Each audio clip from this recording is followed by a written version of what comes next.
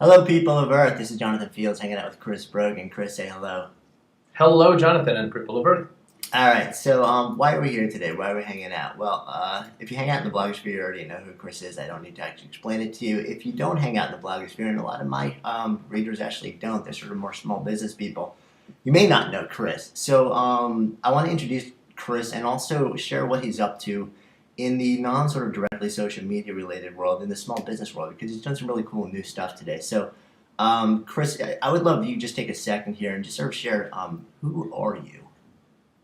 Sure. So I've been in business for a while. My background was in telecom. I was in landline telecom and then wireless telecom. And then for a long time, I had been doing this online media stuff, this blogging and journaling and all this kind of stuff. And then somewhere around the end of '06, I left telecom and started running conferences in the world of video and the impact of internet video on TV and film and entertainment. And this brings me up to now, where I've been involved in starting a couple of marketing companies, one of them for really big businesses, Fortune 100s and sometimes 500s. And along the way, I really started getting interested in what small business needed and could use for help, and how the things that small business could do would be a lot more impactful. Because I was a small business. My company was 3 people big, and I was always going up against, companies that were, their marketing department was 3 times the size of my company.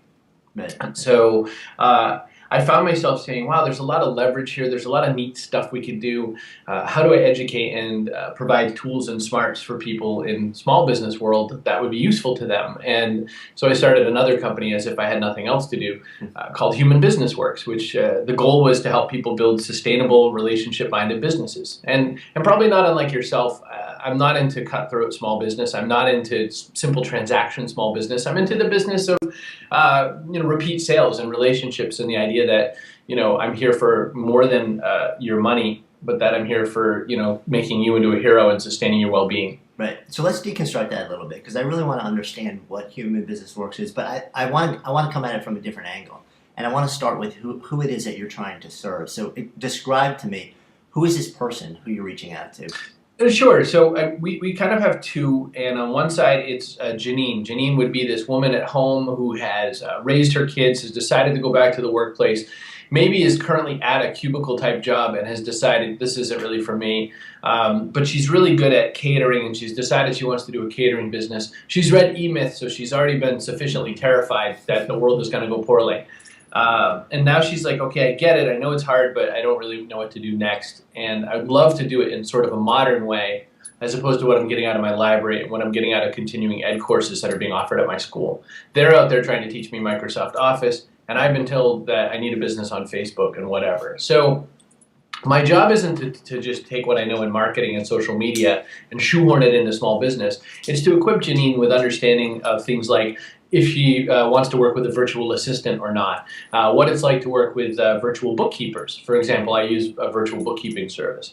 What does it mean to have presence all over the web for your sales outlet? And then, how do you mix and match the local and the web stuff together? So Janine's one. On the other side, I'm also working with some franchise organizations that have thousands of business owners that they've hired, and they're looking to equip them with some specific skills. For example, maybe specifically social media type stuff, or specifically virtual collaboration tools and things like that. And so those are my 2 buyers, basically, are the single solo person who's really just trying to figure things out, or someone who's had a small business going for a while and wants to take it up a level. And then on the other side, maybe franchise owners who are looking to equip lots of people with useful training and information to kind of up their game. Right. So, which is kind of interesting, and then it kind of evolves into this question of what are the big pain points for these people? I mean, you shared some, sort of a series of, okay, this person's doing this, but they've heard, there are other ways to be doing it. They want to do something. And you and I both know that there's sort of 2 sides of what you can do to build your own business. So for HBS, you can try and delight people by giving them a better way to do things. But the better way to do it is to really discover what are the big freaking pain points. Where are people really in need? So for these 2 people, for Janine and for the franchise person, what are the big pain points that you're reaching out to? One of them for sure is how to understand what they know how to do in physical world into the online world. I'm seeing that they're not doing very well at converting their online prospects into sales because their website is like an old-fashioned billboard, and I'm finding that there's no conversational elements. There's no kind of first sale then second sale. My concept with this is getting somebody to say yes to joining your email list is a first sale. That gives you the opportunity for the real transactional sale many times over. Versus people saying, just buy my thing right now. Well, if right now isn't the right time, then I've just lost you off my hook. So I'm looking at those kinds of things as some of the main pain points. The other is, people like Janine are just not sure where to advertise anymore. They've been received calls from the local yellow pages and have been told that's where to go, the local town newspaper, etc. And yet they don't have even a basic website. They don't have any information in Google Places.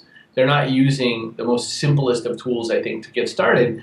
And so I'm really trying to help them with the pain of kind of rediscovering their web presence and not having to spend, $5 to $10 grand a month with somebody who's going to sell them, an out-of-the-box solution that doesn't cost anything like that. Right, which is kind of interesting because as you were speaking, I just took 3 quick notes, and they, remarkably, I'll start with the letter C, and it was conversion, confusion, and cost.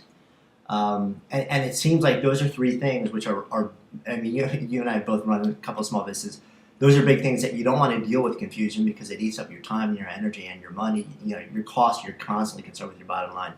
And conversion, you're always looking. Every single person walking through the door, you're trying to, and I love the way that you said that most people don't realize the move onto your email list is the first sale, if you want to call it that. And then it's the sale into a relationship, which then turns into something bigger. So would that pretty accurately reflect sort of like the major pain points that you feel like you're serving? I think those are really good, Jonathan. What a great summary of them. And I would say that maybe if I added a 4th C, it might be content, because a lot of people have been told that they need to create interesting stuff, they need to write interesting things, but they have no idea what that translates to. And so one of the businesses I rolled out for Human Business Works was called Blog Topics, and it was simply for people who are blogging in whatever size business or even for their personal blog for ideas and writing improvements and whatnot. Right. So let's talk about that. And that's a great transition because then I want to move into how are you solving these problems, and you just brought up one of them, Blog Topics. Human Business Works is sort of this unusual. It feels like an umbrella organization for a bunch of individual solutions, talking to individual people. So tell me more about what the existing solutions are, and how they're maybe different than how these 2 different people, Janine and the franchise people, would normally find their solutions. Sure. So the first 2 things we launched were educational forum type platforms. We launched one for nonprofits called 501 Mission Place, where we're trying to help nonprofits and charity organizations understand how better to use the tools of the web to do things like fundraise better. Example. What we are also doing with that is showing them and giving them access to other executive directors so that they can sort of share mind share, and bringing in experts to maybe help them with sort of premium ideas of that nature.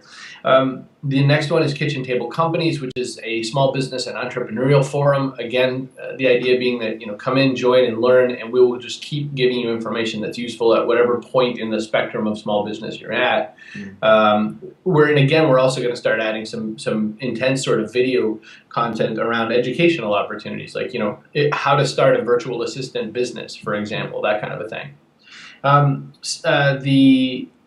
Blog Topics is just an offering, an interesting education offering I'm giving right now, but that's going to move into something where I'm offering a premium newsletter service that allows other people to create similar products for cost, so that they can charge $2 an issue, $10 an issue, whatever they think they're going to get for sending out information that they think is premium content and whatnot. So I started with a need of mine. I wanted to send out premium content that I could charge for, and it evolved into the idea of creating a service that I thought other people might need. And because this all fits under the umbrella of tools and smarts for small business, that's kind of how we keep doing it. And when I do something like this, like make this email newsletter service, the idea is, hey, you possible small business owner, this is something that might augment and give you a new revenue stream. Right. And it's kind of fascinating to me too, because we both been involved in serving the small business for a long time, small business market. And one of the big challenges that I found is that a lot of the people who would most benefit from what you're doing in particular are the people who are least likely to be searching for it online. So how do you work with that dynamic? Not successfully, Jonathan. I will say I'm an utter failure right now at the converting on offline people. So I'm trying some things. For example, the New England Expo is forthcoming, and that's a big offline physical conference event. And I'm going to have two booths there. I have not had an exhibiting booth in years and years and years. I mean, in the days of squeezy balls, I think was the last time I was at it. Now it's like win a free iPad or something. So I'm going to hope to meet these, plumbers and pipe fitters, these, people of the earth that are making stuff with their hands and whatnot, and really explain to them how that online to offline and back again world works for me, and just offer whatever services I can. We'll have some kind of show specials and all that. We'll do all the stuff that marketers do at booth events, and plus I'm speaking, or I will yet again have the ear of the people at the Boston Globe and some other places. So Right. I'm just forever hoping that I can get that message to the right place, because I'm horrendous at it yet, getting the offline people to know I'm there. Yeah, and it's a really huge challenge because you look at it. I mean, and I've been exploring the same thing with what I do, and and the other challenge I think with small businesses is that they're the most desperate, they're the most in need of help. You're somebody who can clearly help them in a bazillion different ways, but they're also by far the most price conscious. And it's every dollar out they need to know that for every dollar that's going out, they're going to get $1.05 and hopefully more back in. And especially when you're sort of explaining the online world and it's amorphous shape to a lot of small businesses, they have trouble making that sort of progression in their minds. I'm curious, have you come up with the same conversation? I'm sure you have many times over. And if so, what have you done to help turn the lights on? Like, are there major points where you just know you found that in these conversations people say, "Wow, I never realized that." It's a strange switch from really big companies to really small, because you would think that really big companies are like, we've got that money, it's just laying on a floor somewhere. Let's just get a shovel and get what you need and Right. get out. But it's not. I mean, I had a conversation with a very large company that was, very budget conscious, and I quoted them what I thought was a very small number for a project, and they balked. And I thought, wow, clearly it's tough times for everybody. So everyone's, holding on to their dollars a little tighter. I do try to show those return on investment kind of experiences, especially for small business, because they do care so much about it. For example, in helping them build better websites and better web services, what I like to show them is that the small expense up front of doing it on their own system, building a site that's easily editable for them, saves them a lot of money from having to pay for repeat visits from web developers, etc., and allows them a lot more manual control of it. So I try to show them that putting their hands into the work allows a little savings there. The other thing I do a lot was talking about time savings and explaining how answering a question on the phone is so different than answering it on your site, because the site can pick up when you're sleeping, etc., etc. Google is indexing all that great information. I try to show them that there's leverage points, and that's, you've interviewed Julian Smith before. Julian co-wrote Trust Agents with me. Leverage was the third big point we made, which is, why answer something once when you could try to answer 1,000,000 times with one shot? Yeah, and it's really fascinating too, because I think one of the huge pain points for small business owners is they feel like they don't have a life. And the fortunate ones are the ones who figure it out over a period of years start to get their lives back very often. But in the early days, almost everybody gets completely consumed by the business. That's part of the launch process. As much as we'd like to go say, hey, life balance, you can just create at any point. It's really hard to do when when the business is new. So I would think that being able to convincingly argue that we can actually give you leverage points where you can get a substantial chunk of your life back. You're not going to be sitting on a beach sipping pina coladas, but things will be better. Would be a pretty compelling argument for people. Well, absolutely. The other thing I like to say is that, it's great that you've picked this physical location, and it's great that you may or may not have some kind of mail order going, but this just extends distribution points. And really, one of the levers that we look for in business is distribution. And how do we get into more stores or whatever? Well, the web makes that, a secondary thing. You can get into plenty more stores on the web. And I guess I like to show that, with a smartphone or a decent laptop, you can take this carry-on conversation to other places, and you could be doing it on the airport on the way to Boca Raton for your vacation.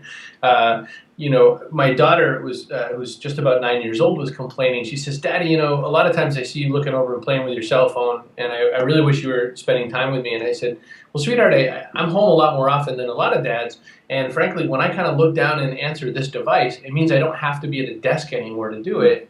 So I apologize, and why don't I shut it off for the whole rest of the night? But just understand that that means Daddy can bring his desk right here while we're playing, and we can sort of split time, and so that I'm home many more hours than your typical dad, even for a guy who travels all the time. Yeah, and which is actually, I love that you just said that, because I need, I'm about to have, I've been trying to figure out how to have that similar conversation with my daughter who's 9, and it's a great way to sort of rephrase it and actually reframe it that way. So I love that.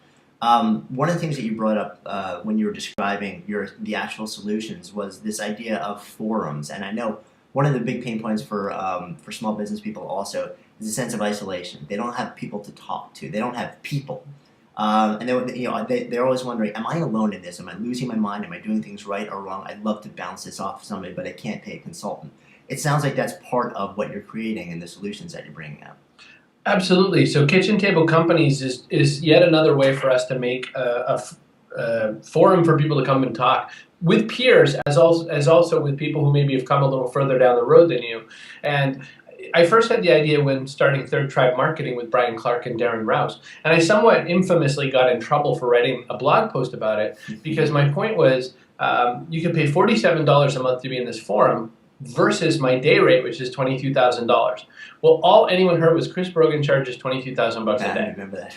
They didn't even in any way look at like what I was saying, and I was so proud of myself. I was like, this is great. It's 120 it's 1/122nd of the cost, or whatever I said. But no, I had to instead have arguments about how much I charge and how that's crazy. I do charge $22,000 a day, and I do it for an important reason. My days are very valuable to me, and if you think you need a day of my time, then I'm going to charge you what it's worth for a day of my time. However, for $47, you get an entire month of my time, and you get a month of hundreds and hundreds of people who are small business professionals who are looking to connect. So I think that's an amazing pitch. But it's forever stunningly, on deaf ears, because they get stuck on the wrong part. But Jonathan, like you said, so many people are just out there feeling like they're by themselves. I mean, yesterday, my COO was sitting here in my office with me yesterday, and I just got hit with this feeling of, oh my gosh, I'm doing this so wrong. And I don't know who to go to. So, I mean, to me, I just go back into the forums and ask, has anyone ever had that realization that you're spending way too much money and making way too little? It's the same for me. Yeah, and I mean, I think it's just an invaluable part of what you're doing, and I think there's also an interesting element to, because people always ask, well, there's got to be a bunch of forums out there I could just go to online for all sorts of different things. So what's the difference? And maybe it was Seth who, when he started really talking about tribes a couple years back, said, that a sense of exclusivity, that privacy actually changes the dynamic. It changes the conversation. It changes the trust dynamic within it when it's gated, even if it's, I mean, honestly, like the various solutions you brought forth, whether it's part of Human Business Works or Third Tribe, to me as a business owner, the cost is ridiculously low. In exchange for what you get. But the point being that it's a token. What you're saying is, I'm willing to pay a tiny bit of money to get behind a gated community where there are real conversations and there's respect and privacy and intelligence. That's it. I mean, one of the reasons to charge is for people to contribute and to participate. One of them is to cover our server costs and all the other things that we're doing. The other is that, we go where the money is, and we go where we're devoting our time. And so to ask for just a small amount of money out of several hundred people is affordable to me, versus getting on a plane, flying somewhere, charging some one group $22,000. To me, this is a way that I could spread it out a lot more. And I say that as if Kitchen Table Companies is led by me. Joe Sorge is really the guts and heart behind it. He's founded many different restaurants. He's been an entrepreneur of one kind or another for over 20 years now. And Joe lives in Milwaukee and owns several restaurants, and just recently merged into a deal where he acquired even more restaurants. And so he's in the startup phases of 2 new restaurants right now as he's writing all this stuff. And so Joe makes the forum very much worthwhile. And me showing up every now and again is just a little bit of sprinkle on the cake. So tell me, you mentioned one of the things that's been a really big challenge for you that wasn't working to a certain extent, so you're trying all sorts of different things. What's really working phenomenally with what you're doing right now? Oh, wow. That's a great question. I would say there's a few things. I mean, Blog Topics is working better than I ever imagined. I was amazed that so many people wanted it and that so many people keep replying that they're finding value in it. And I'm very humbled by this because people, like the response when I launched it was, oh my gosh, he's $10 a month for ideas on how to write blogs. What a jerk. I can't believe he's doing this. And blog posts flew and angry tweets flew, and the more people complained, the more people signed up. And I'm getting so close to 500 buyers right now, and I'm thrilled. And let's just do math here. 500 buyers at $10 a month, that's $5,000 a month for one weekly email where I pour my heart and my writing abilities into it and try to help educate other people to write. On my side, I think it's equitable. On the other side, people are paying $10 for 40 plus ideas a month. Seems like a match made in heaven. So that works well. What else is going well is we've started buying and building some software, and we started coming up with some things that would be useful to people. We built a simple website creation methodology that uses WordPress as kind of the engine of it, but has small business people in mind. And so we built a kit that helps with that. That'll launch soon. The newsletter thing is gonna work really well. You catch me at an interesting time because the forums are interesting and they're working well. But what I wanted to do is I wanted to have tools and smarts for small businesses, and so my tools have not come out to the public yet, but I'm getting to play with them, and I'm excited because I just think that it's going to help, with conversion and confusion, cost and content. Very cool. I like that. So let's zoom the lens out a little bit now, and I know we just have a couple minutes left. So I want to ask some bigger pictures of you. I know you're a big fan of Donald Miller's sort of whole approach to framing your life as a story. Big question for you: what story do you feel like you're telling right now? Wow.